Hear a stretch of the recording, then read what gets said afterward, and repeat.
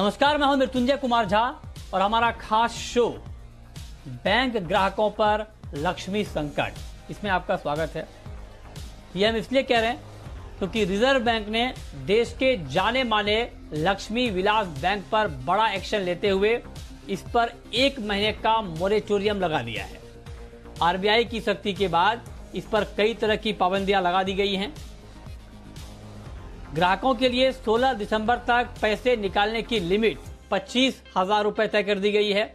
यानी 16 दिसंबर तक ग्राहक लक्ष्मी विलास बैंक से 25,000 रुपए से ज्यादा नहीं निकाल पाएंगे, कुछ अलग अपवादों को छोड़कर, जिसकी चर्चा हम आगे करेंगे।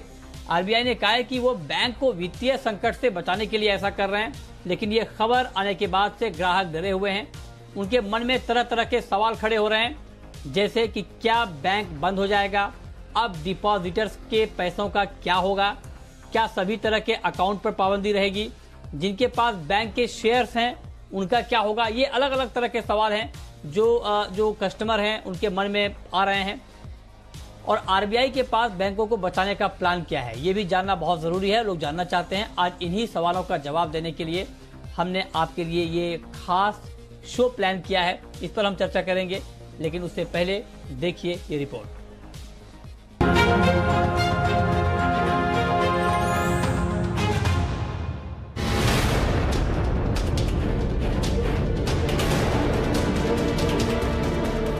देश का एक और private bank Lakshmi Vilas bank बड़े संकट में घिर गया है।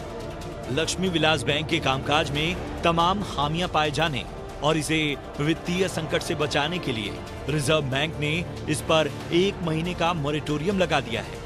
इस दौरान रकम निकालने की लिमिट भी तय कर दी गई है, जो अगले 1 महीने तक लागू रहने वाली है।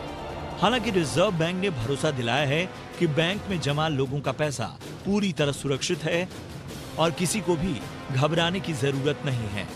रिजर्व बैंक के मुताबिक लक्ष्मी विलास बैंक पर 1 महीने का मोरेटोरियम लगाया गया है, जो 16 दिसंबर 2020 तक जारी रहेगा। इस दौरान जमाकर्ता 25,000 रुपए से ज्यादा की रकम नहीं निकाल पाएंगे। हालांकि इलाज, एजुकेशन फीस और शादी जैसे कामों के लिए 5 लाख तक की रकम निकाली जा सकेगी, लेकिन इसके लिए रिजर्व बैंक की इजाजत जरूरी होगी। आरबीआई ने बैंक के बोर्ड को सुपरसीड करते हुए टीएन मनोहरन को एडमिनिस्ट्रेटर नियुक्त कर दिया है। पाबंदियां लगाते वक्त रिजर्व बैंक ने साफ किया कि बैंक के कॉर्पोरेट गवर्नेंस और मैनेजमेंट में खामियां मिलने और बिगड़ते वित्तीय हालातों के चलते ये फैसला लिया गया है। इस एक्शन के बाद ग्राहक डरे हुए हैं और उन्हें बैंक के और अपनी मेहनत की कमाई डूब जाने का डर है। लेकिन यहाँ एक बात साफ कर दें कि बैंक डूबने नहीं जा रहा, क्योंकि सख्ती के साथ ही आरबीआई ने डीबीएस बैंक के साथ लक्ष्मी विलास बैंक के विलय का प्रस्ताव भी जारी किया। डीबीएस बैंक के साथ विलय का ड्राफ्ट प्लान जारी करते हुए आरबीआई ने शुक्रवार तक विलय का प्लान मांगा। आरबीआई ने कहा कि मर्जर को मंजूरी मिलने पर डीबीएस बैंक इंडिया लिमिटेड में सिंगापुर का डीबीएस बैंक 2,500 करोड़ रुपए लगाएगा। मोरेटोरियम खत्म होने से पहले दोनों बैंकों का विलय पूरा करने का लक्ष्य आरबीआई ने बनाया है। डीबीएस बैंक को भी इस मर्जर से अपना कस्टमर बेस और नेटवर्क बढ़ाने में मदद मिलेगी।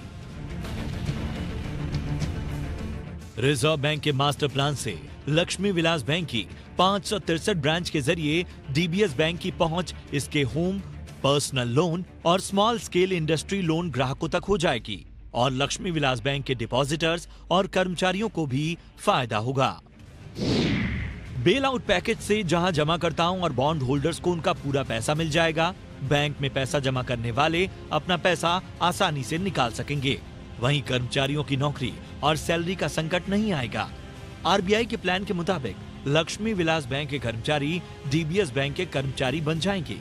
आरबीआई ने साफ किया है कि सभी तरह के account holders, depositors, bond holders और क्रेडिटर्स की संपत्ति पूरी तरह सुरक्षित है।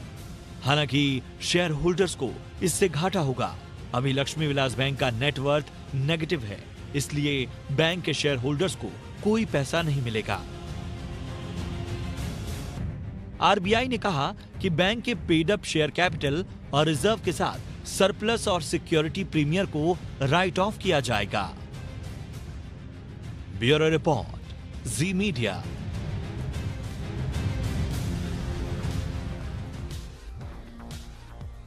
तो ये बहुत ही महत्वपूर्ण मुद्दा है और इसको लेकर जो ग्राहकों की चिंता है वो भी बहुत लाजिमी है।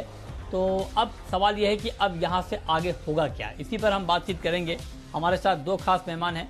हमारे साथ हैं मोनिका हालन, सर्टिफाइड फाइनेंशियल प्लानर और कंसल्टिंग एडिटर लाइव मिंट की, और साथ ही हमारे साथ रमेश सिंह हैं, पूर्व ईडी देना बैंक के। आप दोनों का बहुत बहुत स्वागत है। मोनिका जी, मैम, मेरा सबसे पहला सवाल आपसे ये होगा कि पहला सवाल तो डिपॉजिटर्स के लिए ही, जो खाता धारक हैं उनके लिए ही, क्योंकि उनके मन में डर ज्यादा है कि अब क्या होगा। तो आप चूंकि ऐसे मामलों को लंबे समय से ट्रैक करती आ रही हैं, पहले भी जब इस तरह के मामले हुए थे तो आपने बहुत क्लोजली देखा है, तो पहले तो आप उन डिपॉजिटर्स के लिए क्या कहना चाहेंगी?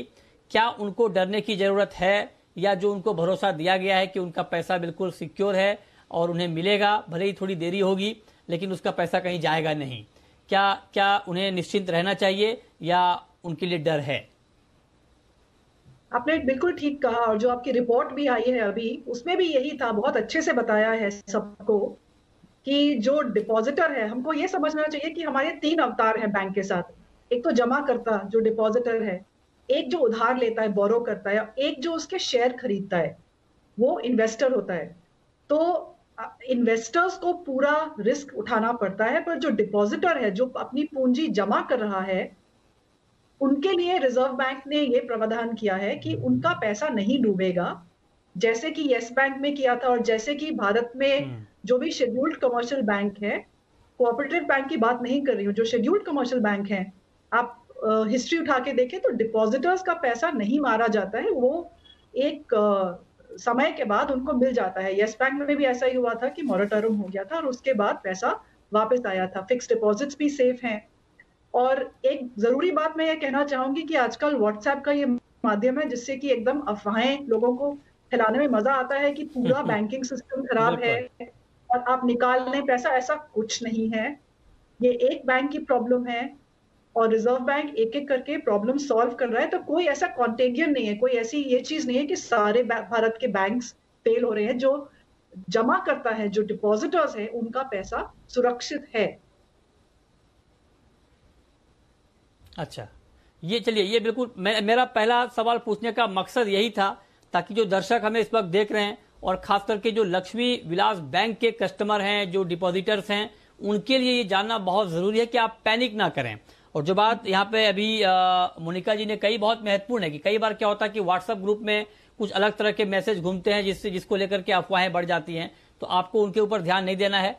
आरबीआई ने भरोसा दिया है कि आपका पैसा सुरक्षित है। मोनिका जी भी यही कह रही है कि पहले भी जब इस तरह की घटना हुई है तो डिपॉजिटर्स का पैसा उन्हें मिल गया है। ठीक है, ये एक पहलू है। अब मेरा ये क्लियर हो गया कि डिपॉजिटर्स को, जो खाता धारक हैं, जिनका पैसा बैंक में जमा है, चाहे एफडी है चाहे किसी और अकाउंट में है, उनको डरने घबराने की जरूरत नहीं है।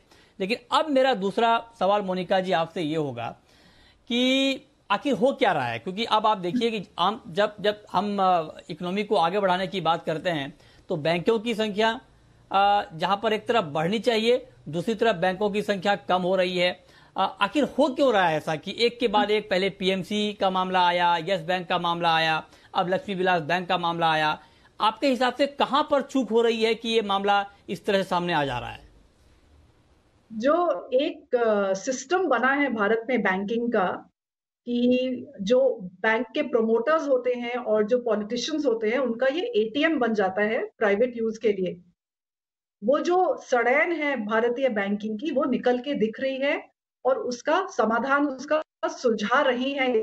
इस समय कोशिश हो रही है सरकार की और आरबीआई की, कि जो एक सिलसिला चला हुआ था कि जो रिस्क है वो पब्लिक का है, जो प्रॉफिट है वो प्राइवेट है। क्योंकि आप समझिए, एक बिस्किट की फैक्ट्री अगर फेल होती है तो उसमें जो कार्यकर्ता है, जो निवेशक है, जो डाउनस्ट्रीम सप्लायर्स हैं, और जिसको बिस्किट पसंद है उसको प्रॉब्लम होती है। और जब बैंक फेल होता है तो डिपॉजिटर्स का पैसा मारा जाता है। तो बहुत फर्क है एक फाइनेंशियल फर्म में, एक बैंक में, और बाकी किसी इंडस्ट्री लगाने में। तो बैंक के प्रमोटर के पास अपना थोड़ा कैपिटल लगा के उसका लेवरेज बहुत ज्यादा हो जाता है, क्योंकि डिपॉजिटर्स का पैसा उधार लेते हैं और उसको उधार देते हैं। अब वो किसको उधार दिया, जानबूझ के दिया किसी को ऐसा जो वापस नहीं करेगा, या बिजनेस डिसीजन गलत हुआ, ये अलग विवाद है। पर ये है कि जो आपने उधार दिया बैंकों ने, वो ऐसी जगह दिया जहां से वापस नहीं आया। सिर्फ इतनी प्रॉब्लम है कि आपने उधार तो ले लिया डिपॉजिटर्स हाँ। से, पर जहां आगे आपने पैसा उधार दिया हम्म। है, उसमें बहुत बड़े क्वेश्चन मार्क्स हैं कि जानबूझ के गलत दिया है। मैं लक्ष्मी विलास की बात नहीं कर रही हूँ, मैं पूरे यस। बैंकिंग सिस्टम की बात कर रही हूँ। हाँ। या हाँ। आपने बिल्कुल आपके बिल्कुल बिजनेस ठीक बात डिसीजन है। गलत हुए, बिल्कुल इन ठीक दोनों बात। में बहुत ज्यादा फर्क है। और शायद ये रिजॉल्व करने की हम्म। कोशिश है इस समय, जैसे भारत की ग्रोथ हो रही है, 3 ट्रिलियन से अब 5 ट्रिलियन की तरफ जा रहे हैं, तो जो पुराने फॉर्मूले हैं, जो पुराने हम्म। रिलेशनशिप हैं, पॉलिटिशियंस, ब्यूरोक्रेट्स, बैंकर्स, वो टूट रहे हैं और इसका अब ये निकल के आ रहा है। तो एक तरह से बहुत अच्छा है, कम से कम निकल तो रही है ये सब चीजें। उसको ठीक एवरग्रीन बात तो है। नहीं कर रहे हैं, उसको हम आगे की तरफ तो नहीं चलिए। धकेल रहे हैं, हम इस समय उसको हाँ। सॉल्व करने की कोशिश कर रहे हैं। बिल्कुल सॉल्व करने की कोशिश कर रहे हैं, ये बहुत ठीक बात है और होना भी चाहिए, ताकि बैंकिंग सिस्टम पर लोगों का भरोसा बना रहे। अब हमारे साथ रमेश सिंह साहब भी हैं।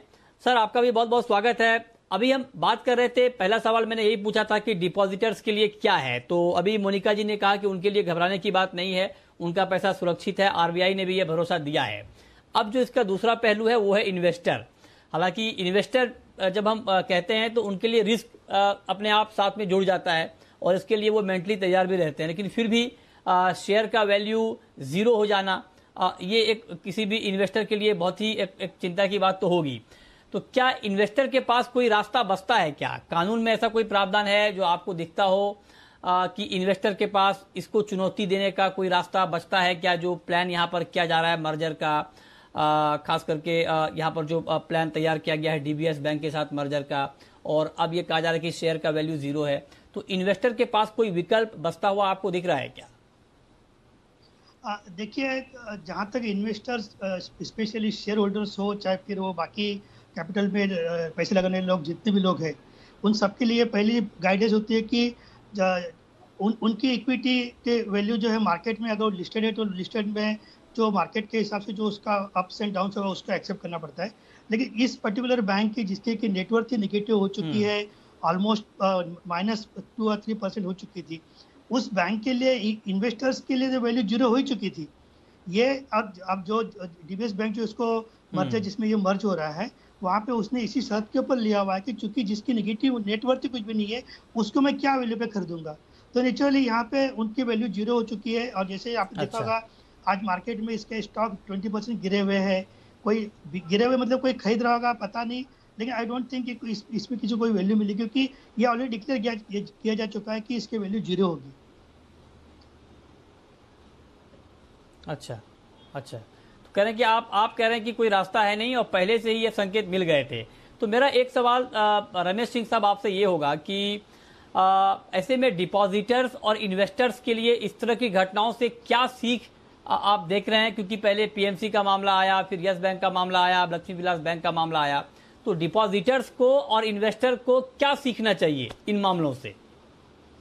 देखिए, सबसे पहले तो मैं जितने भी डिपॉजिटर्स है जो अपने हार्ड अर्न मनी, चाहे फिर वो बेचारा सैलरी एम्प्लॉय हो, चाहे किसान हो, चाहे कोई भी हो, हर किसी को चाहिए कि वे सबसे पहले तो जो हमके लालच बुरी बला है, इस बारे में कम से कम वो ध्यान रखे।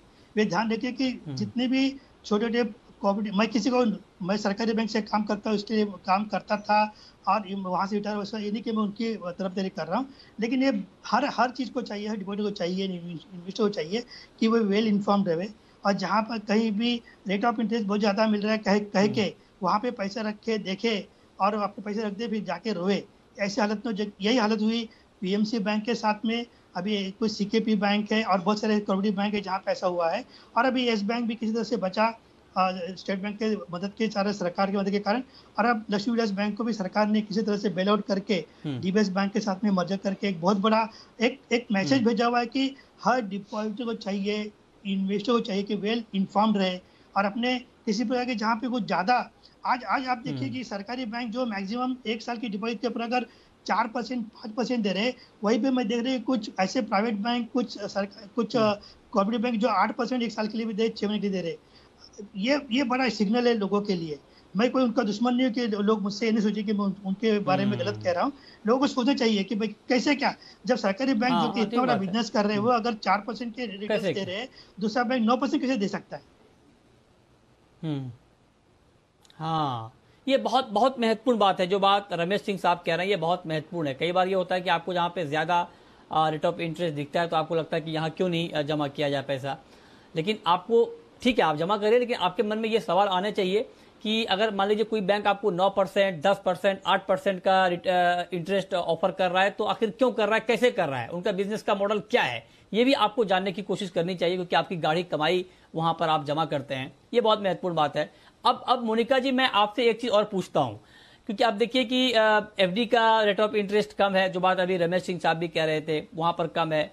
अब शेयर बाजार में कहा जाता है कि आप पैसा लगाइए, इन्वेस्ट कीजिए, लेकिन एक बहुत दिलचस्प बात यह कि मर्जर के बाद भी, जो बैंकों का मर्जर हुआ है हाल के दिनों में, मर्जर के बाद भी शेयर का वैल्यू बढ़ता नहीं है। ये बड़ा बहुत अजीब टाइप की घटना है। अब आप देखिए कि मर्जर, तमाम बैंकों के मर्जर के बाद भी जो बैंक ऑफ बड़ौदा का शेयर का वैल्यू है 46 रुपए के आसपास है। तो फिर आखिर पैसा कहां रखा जाए? मान लीजिए शेयर में ना लगाया जाए, बैंक में रेट ऑफ इंटरेस्ट कम है, आप चूंकि फाइनेंशियल प्लानर भी हैं, आप इसका जवाब ठीक तरीके से दे पाएंगी।